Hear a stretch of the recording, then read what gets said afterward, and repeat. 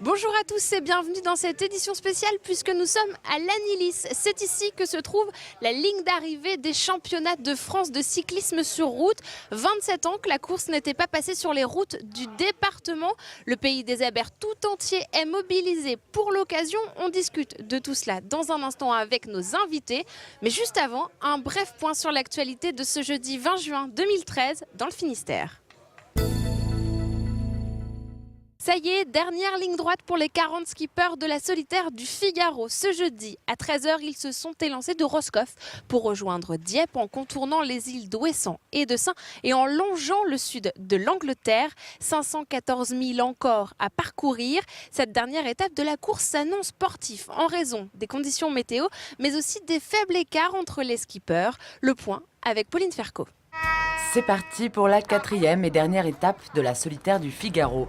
Ce jeudi à 13 h, les 40 concurrents ont coupé la ligne devant Roscoff, direction Dieppe, en Normandie, en passant par le sud de l'Angleterre. Un dernier sprint durant lequel tout peut arriver. S'il y a vraiment beaucoup de vent, ça peut générer des écarts. Moi, j'aimerais bien qu'il y ait possibilité justement de faire un peu d'écart parce que j'aimerais bien rattraper du temps sur les gars qui sont un petit peu devant moi.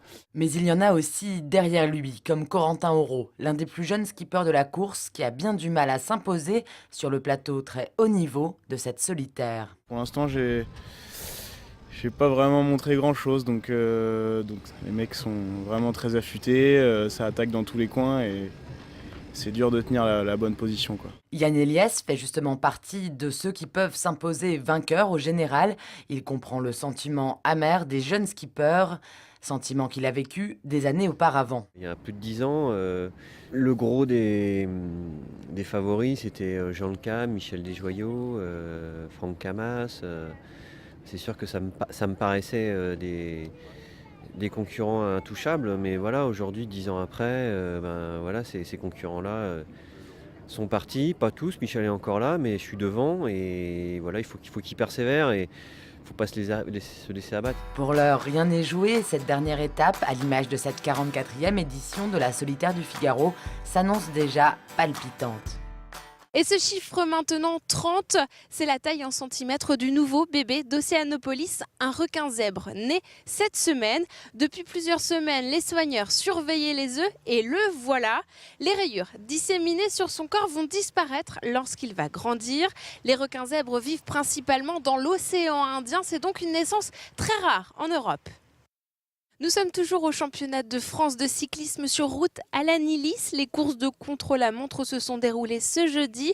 Et chez les filles, c'est Pauline Ferrand-Prévot qui est arrivée en tête. Une nouvelle victoire pour la jeune cycliste de 21 ans. Elle a déjà à son palmarès 2 titres de championne du monde de cross. Et on écoute tout de suite sa réaction après la victoire. Ça représente quoi le championnat de France de cyclisme comme ça quand on est coureur ? Ouais, c'était un des objectifs de l'année. C'est vrai que c'est toujours important de représenter son pays. Moi, j'étais très fière de le représenter l'année dernière, même à l'étranger. Donc là, je pourrais garder ma tenue bleu-blanc-rouge, donc c'est très bien. C'était un parcours difficile en plus des conditions. Ouais, c'était très difficile. Ouais, j'ai reconnu 7 fois. Donc j'ai eu le temps de bien tout reconnaître, mais c'était hyper vallonné, des virages pas super évidents. Et en plus, avec la pluie, il fallait être vigilant. Donc non, c'était un très très beau circuit. Alors nous sommes maintenant avec Jean-Pierre Gibourdel, le directeur des activités sportives de la Fédération française de cyclisme. Bonjour Jean-Pierre Gibourdel. Bonjour. Alors on est ici au pays des Abers. Pourquoi est-ce que le championnat de France se déroule ici cette année ? Eh bien le championnat de France se déroule ici cette année. Ça vient de la volonté du pays des Abers, de son président Christian Calvez, qui sont amoureux de vélo. Il faut savoir qu'ici, il y a une épreuve qui est le Trobroléon et qui se déroule tous les ans. Et le fait du Trobroléon, ça a donné envie à l'ensemble des élus, dont Christian Calvez, d'accueillir les championnats de France au pays des Abers, à Lannilis. Alors le championnat de France, en termes de chiffres, ça représente quoi ? C'est un très gros événement sportif ? Le championnat de France est pour la fédération le plus gros événement sportif de l'année. Alors, c'est un gros événement parce qu'il y a un nombre de participants important, puisque nous sommes aujourd'hui dans le contre-la-montre. On compte 25 dames au départ et cet après-midi des hommes, 45 coureurs. Dès samedi matin, on aura 70 femmes qui vont se disputer le titre de championne de France. L'après-midi chez les amateurs, avec les représentants des régions, des clubs de division nationale qui est le haut niveau amateur chez nous. On aura quand même 200 coureurs sur ce circuit, et puis on finira par l'épreuve phare qui est le championnat de France professionnel avec 170 coureurs dimanche. 101e édition du championnat de France, comment est-ce qu'on fait qu'une compétition comme celle-ci attire toujours autant de monde? Comment est-ce qu'on lui donne de l'élan? Eh bien, le vélo est quand même le sport par excellence qui attire le public, hein. On vient avec le cyclisme à la rencontre des gens, la fédération est une fédération délégataire qui a pour mission, je dirais, l'organisation et le développement du cyclisme, mais aussi l'attribution des titres de champion de France. Donc, il est de notre mission, je dirais, d'organiser ces championnats de France tous les ans. Côté ambiance, l'événement est de taille avec plusieurs milliers de personnes présentes pour l'occasion. Et justement, Christophe Boucher et Gwenaëlle Fleur sont allés à leur rencontre. Allez les filles, il faut y aller. Le cœur y était, mais il faut bien l'avouer, la météo a quelque peu douché l'enthousiasme des spectateurs. En cette veille d'été, il n'y avait pas foule pour applaudir les féminines sur le parcours, un contre-la-montre et contre la pluie aussi. Dans un temps médiocre, dégueulasse plutôt, alors c'est dommage pour tout le monde, même pour les concurrentes. Dommage pour la météo, dommage. Néanmoins, les proches ou les fidèles de la petite reine sont là pour encourager les filles.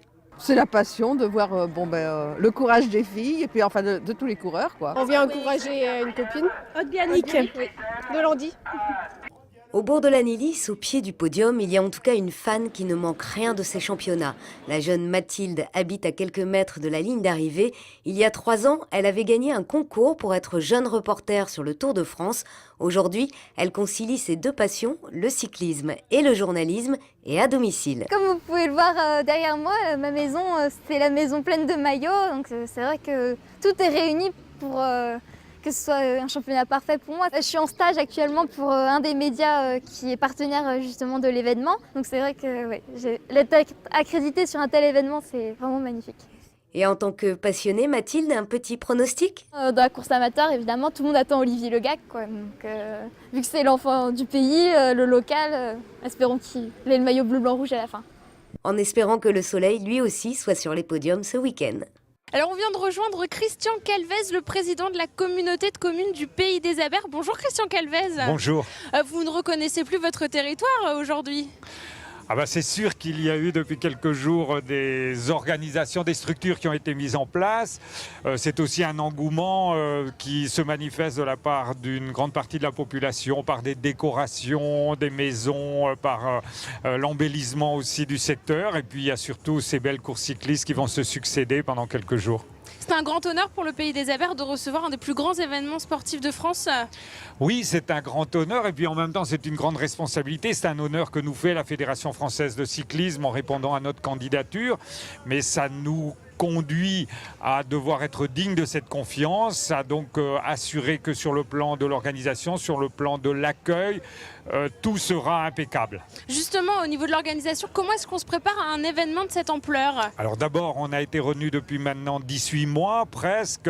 On le savait depuis pratiquement le début de l'année 2012.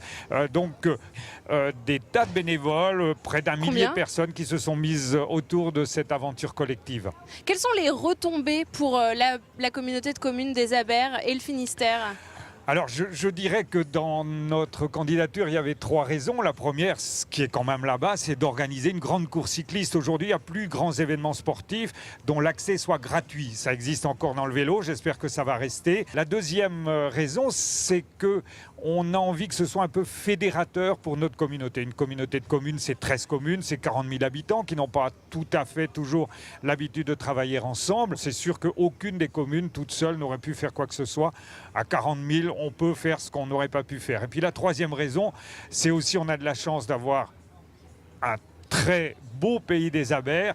On se dit que quand les gens y viennent, ils y reviennent. Il faut donc leur donner les raisons d'y venir et on espère que l'amour du vélo conduit des milliers, des dizaines de milliers de personnes à venir pendant ces 4 jours. Et alors si on présente sa candidature, c'est que quelque part le cyclisme, ça plaît, ça vous plaît? Ah, le cyclisme, c'est une passion. Moi, ça me plaît à titre personnel. Je suis cyclotouriste. Mais en même temps, on voit bien, il suffit de voir le Trobreau-Léon, toute la passion qu'il y a autour de cette épreuve annuelle. Et puis, plus simplement, les milliers de cyclotouristes qu'il y a dans notre secteur du Nord Finistère. Il suffit d'être le dimanche en voiture pour se rendre compte qu'il vaut mieux prendre un petit pied de pilote pour être sûr d'arriver là où on veut, tellement il y a des groupes. C'est une vraie passion, le vélo ici. Merci Christian Calvez d'avoir répondu à nos questions. On vous souhaite encore 2 beaux jours de cyclisme dans le pays des Abers. Merci à tous d'avoir suivi cette édition spéciale au cœur des championnats de France de cyclisme sur route à l'Anilis. On se retrouve demain. Excellente soirée sur TBO.